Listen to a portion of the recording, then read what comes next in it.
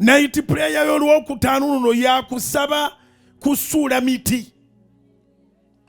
Night prayer y'okulwokutaano luno yakusaba kusigukula mayinja.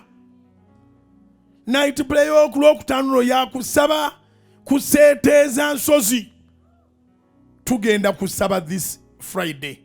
Ye Friday eguddewo omwezi gwa December nga 5 ku lwokutaano luno. Essala bwe batekutambulira bulungi tutawana kujja tujja kubowa. Tugenda kusaba, tugenda kumenya, tugenda kukuula, tugenda kusimbuliza, tugenda kusuula. Buli ekiri mu kkubo lyo kiteekwa okuvaawo December ono wo. Aliwo agamba December simugabana na sitaani. Wanika emikono agamba December simugabana na sitaani. Mubirako Mukama.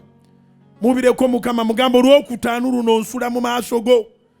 Nze gobalabanga atagasa ngenda kugasa kubanga ebindeetera obutagasa ngenda biwangulira mu kisiibo kino mu linnya lya Yesu.